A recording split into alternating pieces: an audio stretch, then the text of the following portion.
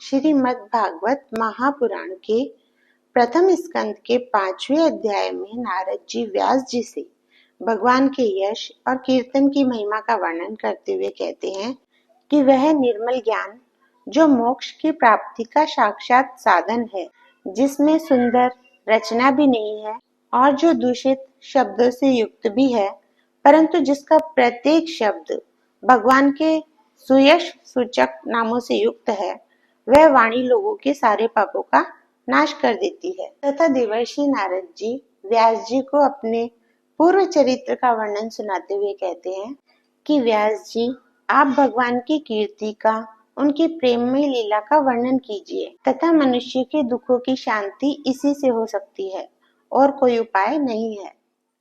शांतकारं भुजगशयनं पद्मनाभं सुरेशं विश्वधारं गगनसदृशं मेघवर्णं शुभांगं लक्ष्मीकान्तं कमलनयनं योगिभिर्ध्यानगम्यं वन्दे विष्णु भवभयहरणं सर्वलोकैकनाथम्। श्रीमद् भागवत महापुराण प्रथम स्कंद अथ पंचमो अध्याय। भगवान के यश, कीर्तन की महिमा और देवर्षि नारद जी का पूर्व चरित्र। सूत जी कहते हैं, तदंतर सुखपूर्वक बैठे हुए वीणा पाणी परम यशस्वी देवर्षि नारद जी ने मुस्कुराकर अपने पास ही बैठे महर्षि व्यास जी से कहा। नारद जी ने प्रश्न किया, महाभाग व्यास जी, आपके शरीर एवं मन दोनों ही अपने कर्म एवं चिंतन से संतुष्ट है ना? अवश्य ही आपकी जिज्ञासा तो भली भांति पूर्ण हो गई है, क्योंकि आपने जो यह महाभारत की रचना की है वह बड़ी ही अद्भुत है।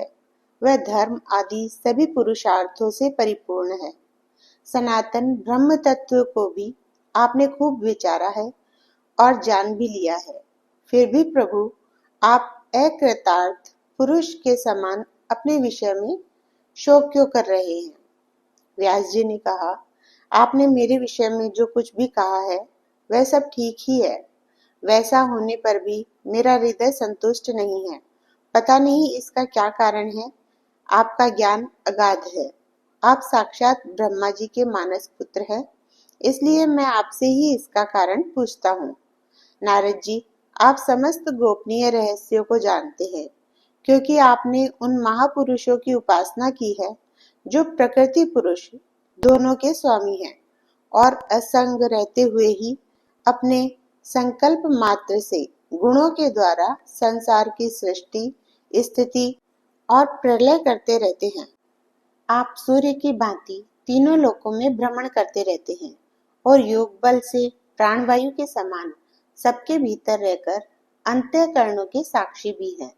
योगानुष्ठान और नियमों के द्वारा परम ब्रह्म और शब्द ब्रह्म दोनों की पूर्ण प्राप्ति कर लेने पर भी मुझ में जो बड़ी कमी है उसे आप कृपा करके बतलाइए। नारद जी ने कहा, व्यास जी, आपने भगवान के निर्मल यश का गान प्राय नहीं किया। मेरी ऐसी मान्यता है कि जिससे भगवान संतुष्ट नहीं होते वह शास्त्र या ज्ञान अधूरा है।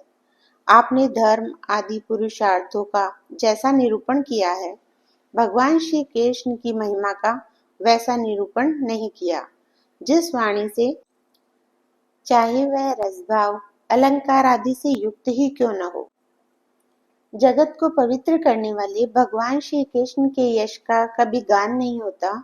वह तो कौओं के लिए उच्छिष्ट फेंकने के स्थान के समान अपवित्र मानी जाती है। मानसरोवर के कमनीय कमल वन में विहरने वाले हंसों की भांति ब्रह्म धाम में विहार करने वाले भगवत चरणार विंदाश्रित परम हंस भक्त कभी उसमें रमण नहीं करते।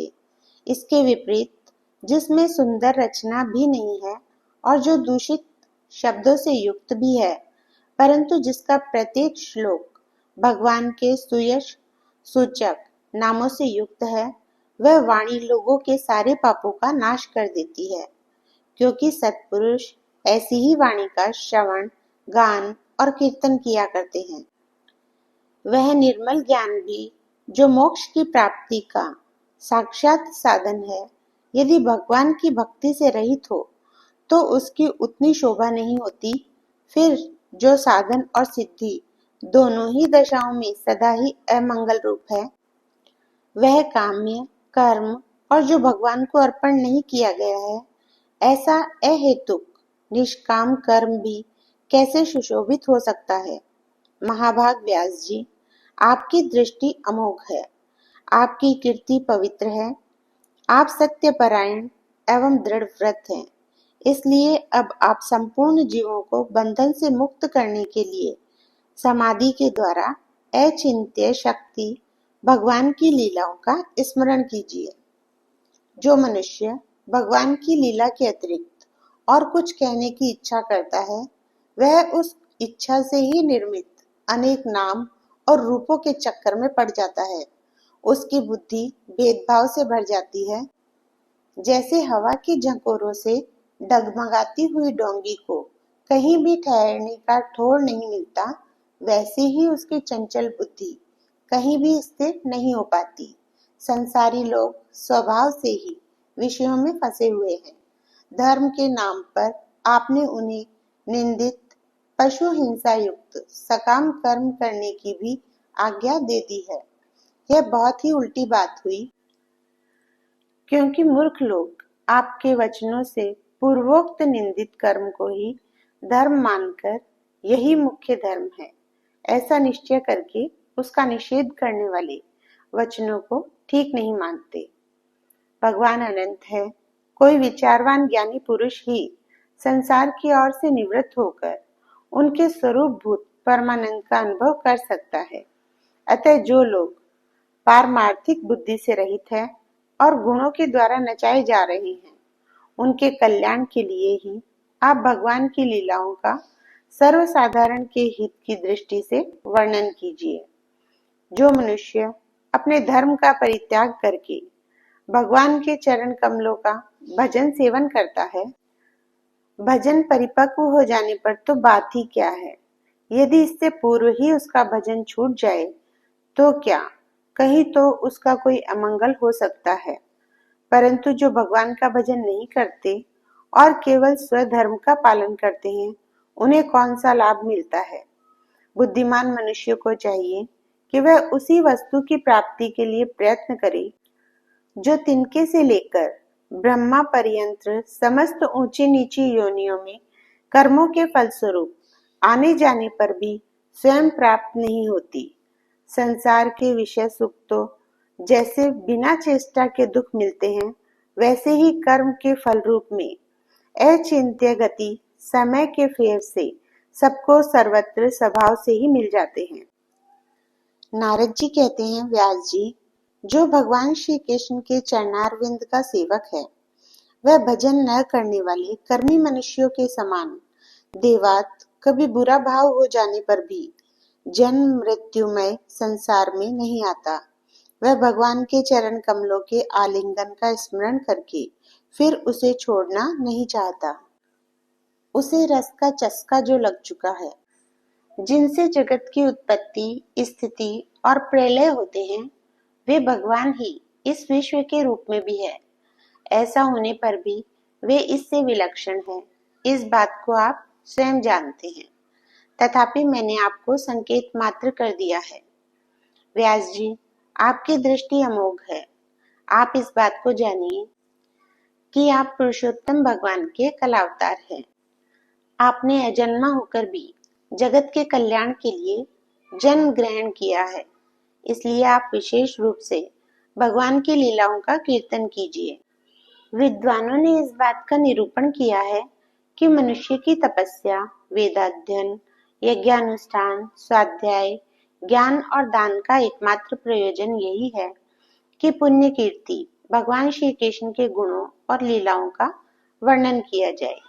देवर्षि नारद जी अपने पूर्व चरित्र के बारे में बताते हुए कहते हैं, मुने, पिछले कल्प में अपने पूर्व जीवन में मैं वेदपाठी ब्राह्मणों की एक दासी का लड़का था। वे योगी वर्षा ऋतु में एक स्थान पर चातुर्मास्य कर रहे थे। बचपन में ही मैं उनकी सेवा में नियुक्त कर दिया गया था। मैं यद्यपि बालक था, फिर भी किसी प्रकार की चंचलता नहीं करता था। जितेंद्रिय था, खेल कूद से दूर रहता था और आज्ञानुसार उनकी सेवा करता था। मैं बोलता भी बहुत कम था। मेरे इस शील स्वभाव को देखकर समदर्शी मुनियों ने मुझ सेवक पर अत्यंत अनुग्रह किया। उनकी अनुमति प्राप्त करके बर्तनों में लगा हुआ प्रसाद मैं एक बार खा लिया करता था। इससे मेरे सारे पाप धुल गए। इस प्रकार उनकी सेवा करते करते मेरा हृदय शुद्ध हो गया और वे लोग जैसा भजन पूजन करते थे, उसी में मेरी रुचि हो गई। नारद जी कहते हैं, व्यास जी, उस सत्संग में उन लीला गान परायण महात्माओं के अनुग्रह से मैं प्रतिदिन भगवान श्री कृष्ण की मनोहर कथाएं सुना करता। श्रद्धा पूर्वक एक एक पद श्रवण करते करते प्रिय कीर्ति भगवान में मेरी रुचि हो गई। नारद जी कहते हैं, महामुनि, जब भगवान में मेरी रुचि हो गई, तब उन मनोहर कीर्ति प्रभु में मेरी बुद्धि भी निश्चल हो गई। उस बुद्धि से मैं इस संपूर्ण सत्य और असत रूप जगत को अपने पर ब्रह्म स्वरूप आत्मा में माया से कल्पित देखने लगा। इस प्रकार शरद और वर्षा, इन दो ऋतुओं में तीनों समय उन महात्मा मुनियों ने श्री हरि के निर्मल यश का संकीर्तन किया और मैं प्रेम से प्रत्येक बात सुनता रहा।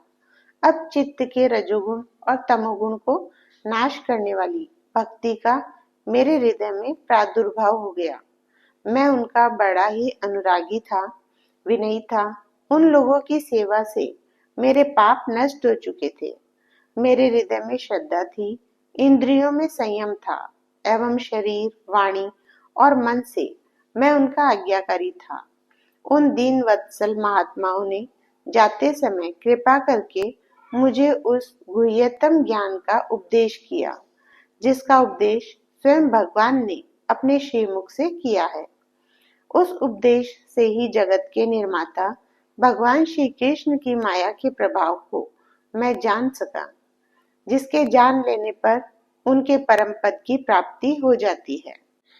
आगे बताते हुए नारद जी कहते हैं, सत्य संकल्प व्यास जी, पुरुषोत्तम भगवान श्री कृष्ण के प्रति समस्त कर्मों को समर्पित कर देना ही संसार के तीनों तापों की एकमात्र औषधि है।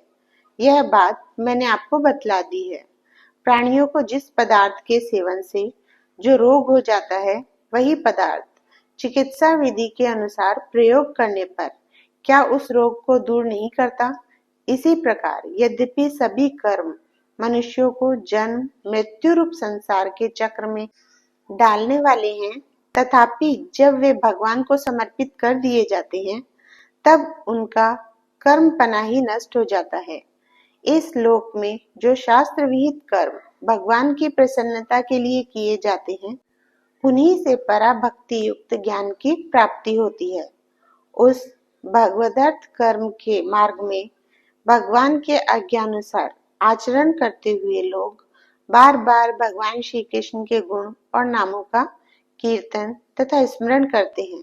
प्रभु, आप भगवान श्री वासुदेव को नमस्कार है। हम आपका ध्यान करते हैं। प्रद्युम्न, अनिरुद्ध और संकर्षण को भी नमस्कार है। इस प्रकार जो पुरुष चतुर्व्यूह रूपी भगवान मूर्तियों के नाम द्वारा प्राकृत मूर्ति रहित अप्राकृत मंत्र मूर्ति भगवान यज्ञ पुरुष का पूजन करता है, उसी का ज्ञान पूर्ण एवं यथार्थ है। ब्राह्मण, जब मैंने भगवान की आज्ञा का इस प्रकार पालन किया, तब इस बात को जानकर भगवान श्री कृष्ण ने मुझे आत्मज्ञान, ऐश्वर्य और अपनी भाव रूपा प्रेमा भक्ति का दान किया।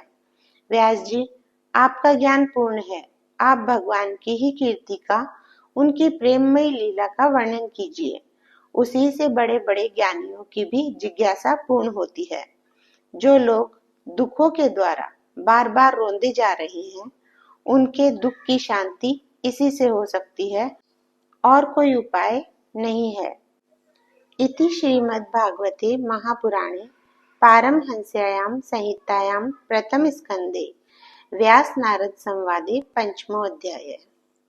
कृष्णं नारायणं वन्दे कृष्णं वन्दे वज्रप्रियं कृष्णं द्वैपायनं वन्दे कृष्णं वन्दे प्रथासुतं